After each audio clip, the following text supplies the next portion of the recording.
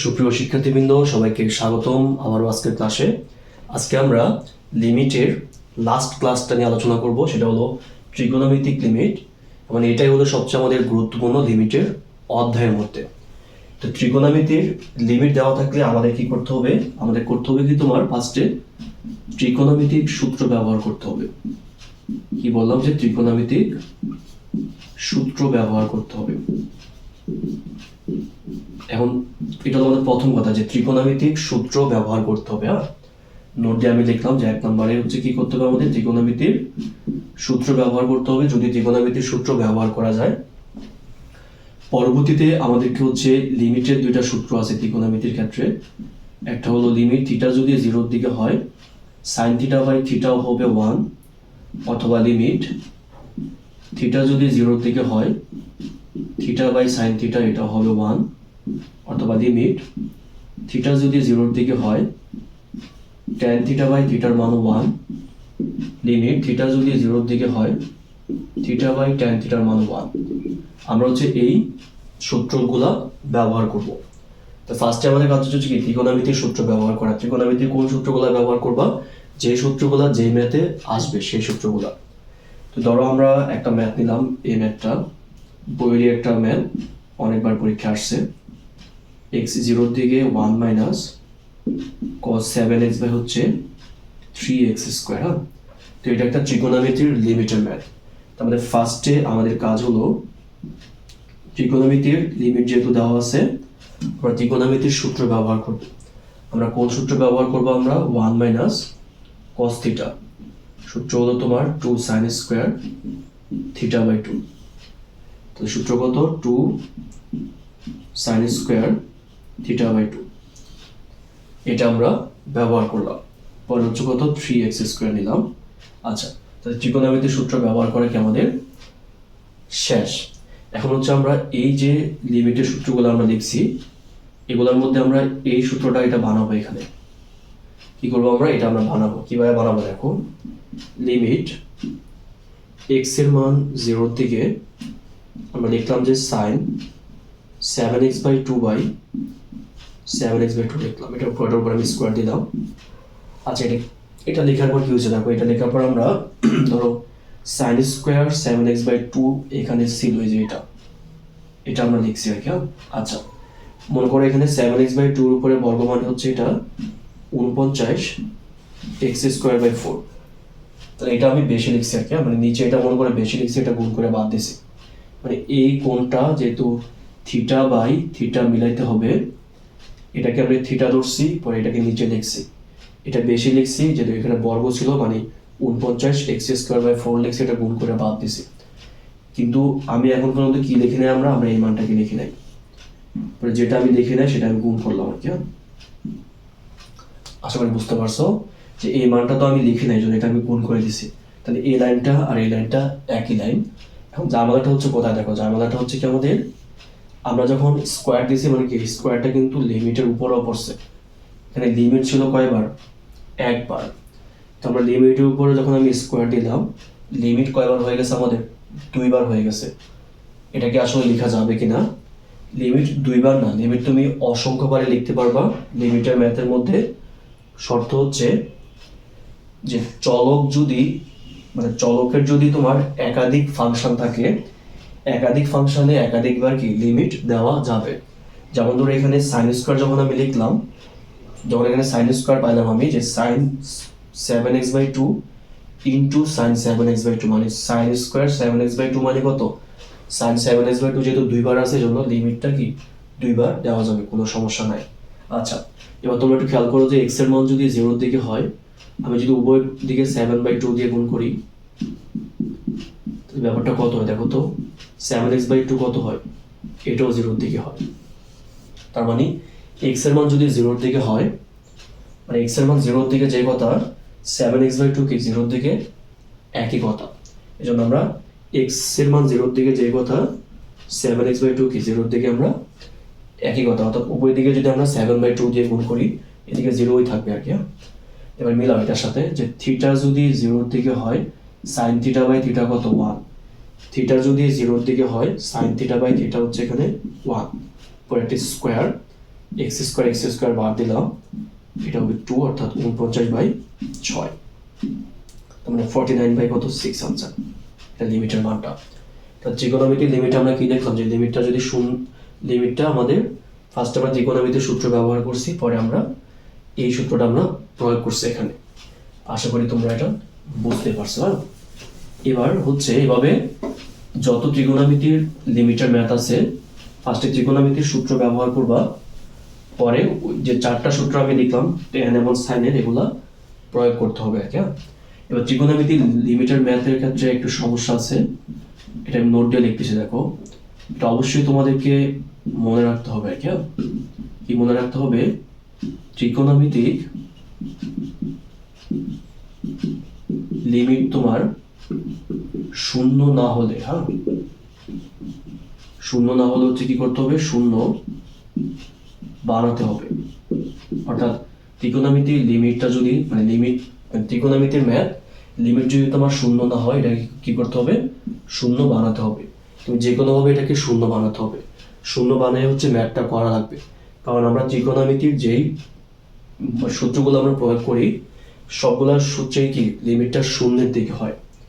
যেমন ধরো এই ম্যাথটা প্রচুর পরীক্ষা আসছে, এটা লিমিট থিটা ধরো π/2 এর দিকে 1 - sin θ π/2 - থিটার বর্গ, এই ম্যাথটা আমরা যদি করতে চাই, তো এটা একটা লিমিটের ম্যাথ। কেমন লিমিট? ত্রিকোণমিতির লিমিট। কিন্তু সমস্যা হচ্ছে কি, লিমিটটা শূন্য না। এই জন্য অবশ্যই আমাদেরকে ফার্স্টে কি করতে হবে? লিমিটটাকে শূন্য বানাতে হবে। আচ্ছা, তো লিমিটটাকে শূন্য বানানোর জন্য প্রথমে যেটা করা লাগবে সেটা হলো, লিখবা যে ধরি θ = π/2 - s লিখবা। h এর সীমাটা নিবা 0 দিকে।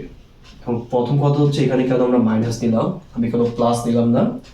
কারণ 90 - θ এই কোণটা হচ্ছে প্রথম চতুর্ভাগে অবস্থিত হবে, আর প্রথম চতুর্ভাগের সকল অনুপাতই প্লাস হবে। এই জন্য আমরা মাইনাস দিয়ে নিছি। প্লাস দিয়ে দিলেও আনসার হবে, সমস্যা হবে না, কিন্তু মাইনাস দিয়ে দেওয়াটাই অধিক কত যুক্তিসঙ্গত আর থিটাটা যেহেতু তোমার π/2 এর দিকে ছিল, থিটা যদি আমরা π/2 মাইনাস সামথিং বলি, ওই সামথিং এর মানটা অবশ্যই কত হইতে হবে?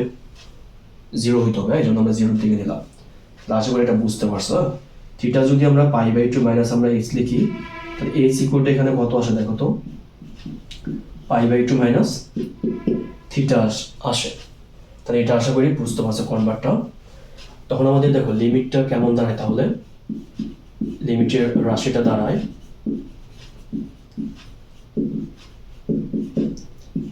আচ্ছা, আমরা হচ্ছে ফার্স্টে 1 তো 1 এখানে, sin তো sin, থিটার জায়গায় বসালাম যে π/2 মাইনাস আমরা h বসালাম। থিটার জায়গায় কি বসালাম আমরা? π/2 মাইনাস h, আর π/2 মাইনাস থিটা কত আমাদের h, এর উপর একটা স্কয়ার আছে। π/2 মাইনাস থিটা কত h, এটার উপর একটা স্কয়ার আছে। আর h এর ক্ষেত্রে আমাদের সীমাটা কার দিকে? 0 দিকে। তো ওই মানটাকে হচ্ছে আমরা এইভাবে h যুক্ত হয়ে করে আমরা কনভার্ট করলাম। কনভার্ট করার পর আমরা এখানে পাইতেছি দেখো 1 - sin 90 - θ হচ্ছে কত? cos θ। এটা তো তোমরা জানো, sin 90 - θ কত হয়? cos θ হয়। আচ্ছা, তো আমরা এখানে ত্রিকোণমিতির কোন সূত্রটা আমরা ব্যবহার করতে পারি? 1 - cos θ সূত্র হবে 2 sin² θ/2। কত হবে? 2 sin² কত? θ/2। এখন হচ্ছে আমাদের কাজ হবে তোমার এই মানটাকে একটু সাজায় নেওয়া।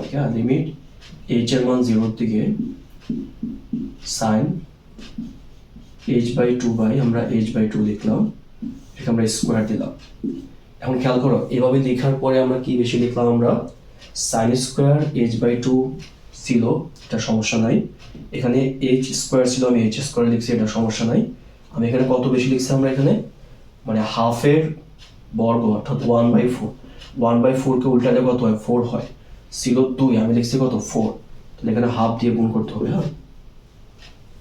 আবার দেখো, এটা হচ্ছে এটার উপর স্কয়ার, h² তো আগে ছিল। আমরা যখন হাফকে উল্টালে কত হয়? 2 হয়। তাহলে 2 এর বর্গ কত? 4। ছিল কত? 2, আমি 4 লিখছি, এজন্য হাফ দিয়ে গুণ করলাম।